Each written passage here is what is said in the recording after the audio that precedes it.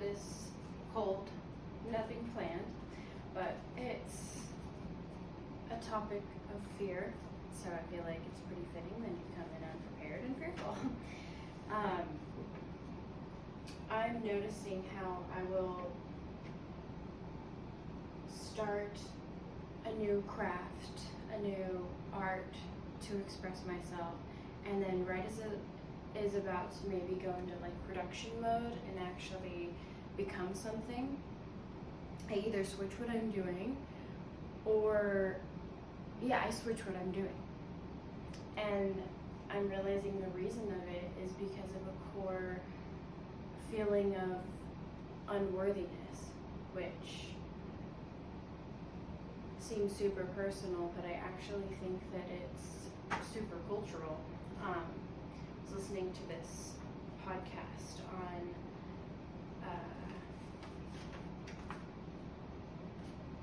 it's a new app. I usually use Headspace, but this is a new one. Waking Up is what it's called. It's a good one. But something that he said, the feelings are real, but they're not true. Okay. Then he said, your feeling of no value is simply wrong. What's the allure of this fear? You know, why do we want to think about it? What's driving us to give into it? And it's masquerading as wisdom. You know, it sounds reasonable. It's saying, what's the point? It's not the right time. And that just got me thinking, because it is kind of a similar type of storyline that I tell myself right as I'm about to take the next step with some sort of art form. It'll be like, someone else is already doing this. I don't want to step on their toes.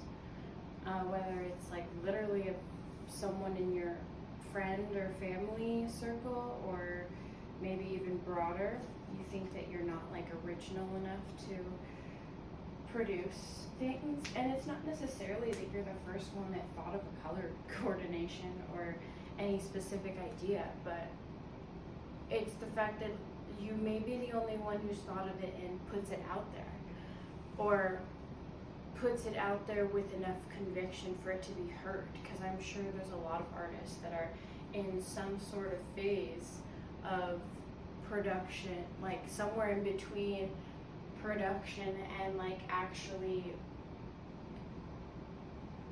letting it be seen, somewhere in between there, of not being able to make enough of it. Like one of my fears with this is like, oh, why make one? Then I'm only gonna have one. People are gonna want it, and then I'm not gonna be able to make more, and then I'm just gonna have to sell this one original for a lot. And it's like, that is the voice of fear that's masquerading itself as wisdom.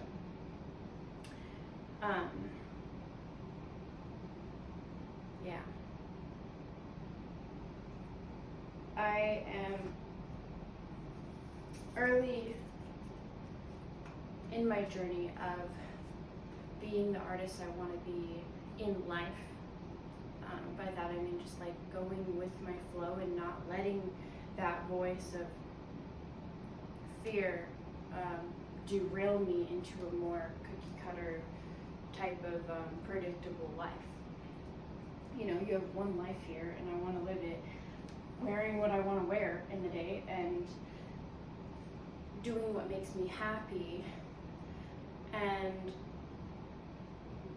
But to do that, you need to stay confident and present. And to be confident with the present, it takes a lot of inner work and growth, because if you are present, then stuff kind of constantly comes up, and you have to constantly be ready to feel memories of your childhood as you're expressing yourself, and remembering when you started doing this and why you stopped. You know, the storylines, those fear beliefs and storylines come from a place. So to actually live fully expressed and present, you have to also strengthen yourself through however you do meditation, or maybe a religion, or something that helps to ground you and feel safe. Because once you have that feeling of safety, then you can take on all that stuff. And when you can take on all that stuff, you can stay present enough to produce. Good art doesn't come from lack of presence, you know? You have to be intentional, and people can feel what you're putting into it. And that's the difference between, you know, as they call it, like motel art and art that for some reason touches people. It's not to say one is better.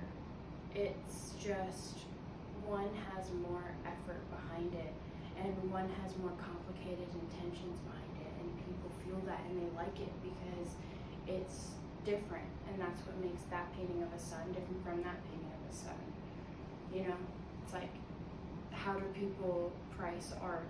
It's like, for me as an artist, I opened up an Etsy account, put some stuff on there, and I'm about to go update it because as I was posting it and pricing things, I was like, this is how artists price, you know, because you always wonder like how an artist prices a certain thing, like what makes that 860 and not 760, you know? And you could like logically look at it like, oh, the supplies, the time, they calculated their hours. But I don't think that that's what it is, and at least it isn't for me. So when I went to go price my art, what I did was like how hard it was for me to let go of that piece. And how hard it was for me to let go of a piece was directly correlated with how much I put into it. You know, because it felt like that was like more to give. So when a piece is really expensive, yeah, it could be someone that's just pompous. I don't know the right word, just somebody that's, you know, but, or it could be someone that genuinely went through something and put it on a canvas and is sharing their vulnerability with the world. Because as much as, yeah, we probably don't have many original thoughts or ideas or visions that come to our minds, because we can only, I mean, no, I don't know about that, but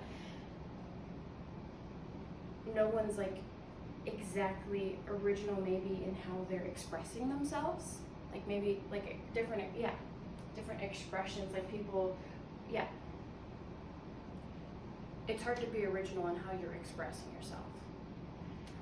But what is original is the exact types of experiences someone has had in the way that they've had it. And not only that, because two people can go through the same experiences and one person can interpret it in one way, the other person can interpret it in another way, and like those create two completely different like people that want to express themselves in completely different ways. But maybe it looks the same on the outside, like, oh, they're both, you know, wearing very colorful clothes and want to be seen, but they have very different intentions behind it, so it'll feel different. So I guess, I don't know, maybe it would help me personally to vocalize some of my fears here, like as I'm like creating this, like cutting up the stress, I'm gonna make something out of it. I'm like, I also just graduated from a 200-hour yoga teacher training. So part of me is like, and I think this is that fear voice, because who's to say we can't do multiple things at once? You know?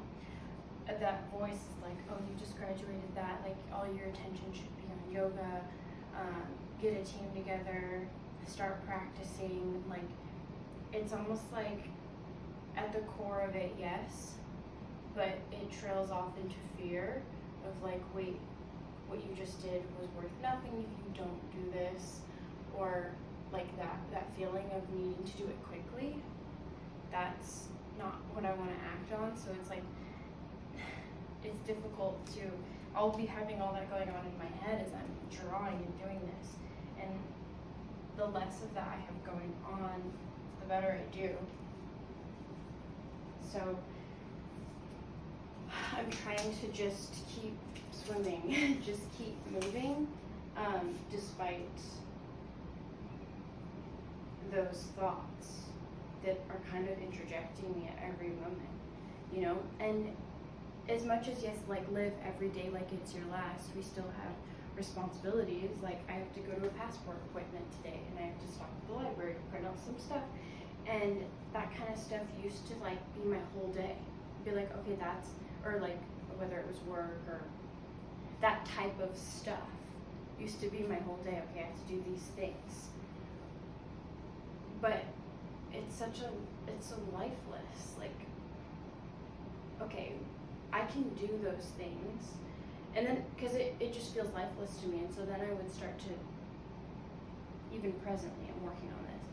I don't like doing those types of things because it makes me feel like I'm going from my, like, colorful, inspired self into, like, this animated version of myself where all the characters are wearing gray and it's, like, just this depressing world. And that's how I felt having to do those types of, like, chores. But what I'm kind of, like, learning now is that there's a way to incorporate both mentalities, both mindsets. I want to make sure this is still recording because, oh, would you look at that? Another voice of fear. This isn't recording and this is just you talking to yourself. Although it is, and could very much be. I have a lot of videos like this in my phone that have never gotten published. I'm due, like, with a short rabbit trail. Part of why I wanted to do this, coffee on an empty stomach, is because I want to show the rough draft of me. And it's super vulnerable and scary because, like, even I don't know how this is going to turn out. And so to be posting and publishing this before I've even really started is scary. Same thing with, like, my yoga. You know, I just graduated, I will be teaching, I'm going to use it. And it's scary to be, like, saying that before I even have it really planned because it's setting myself up for,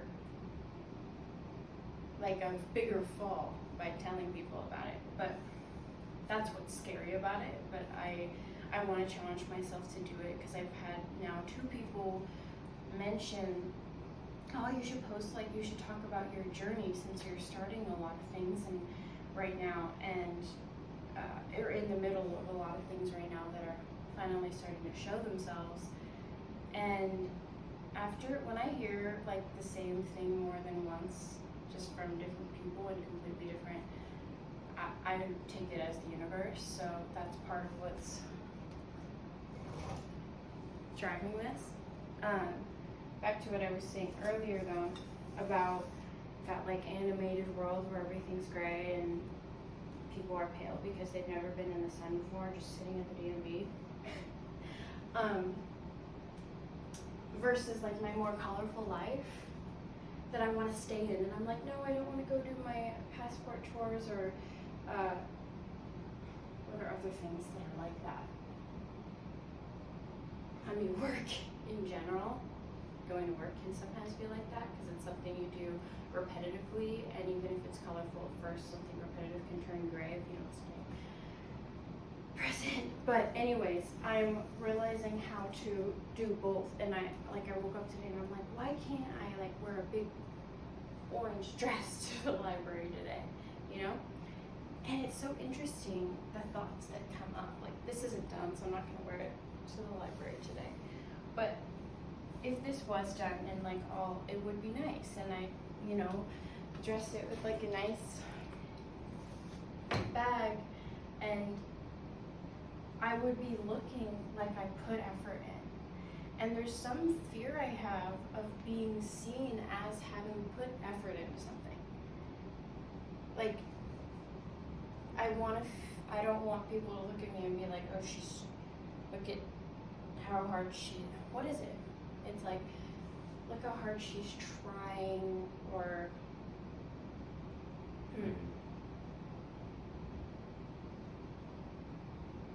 like, she thinks she's so great.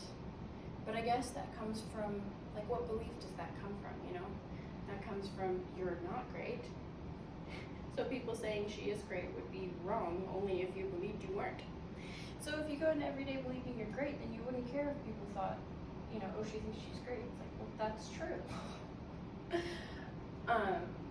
So yeah, uncovering all these beliefs and then replacing them with not an easy opposite or fluffy, colorful affirmation, but like a true belief. Like, what can I believe? Like, I can believe I was greatly made. Like, we are incredible beings.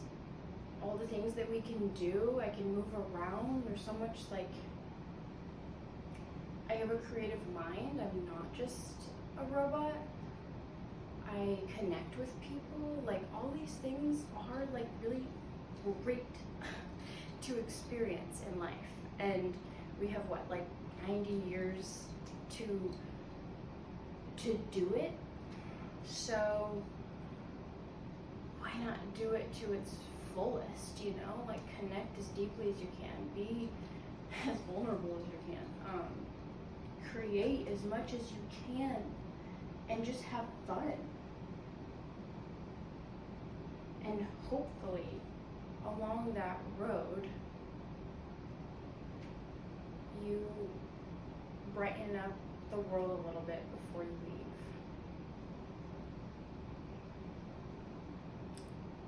Well, that's my Calais talk for the day, or for the foreseeable future. Yeah, I'll think about posting other videos that I've made before. I think part of my fear is that, they were made a year ago, they're not relevant, but I mean, what does that even mean? What is time? Okay,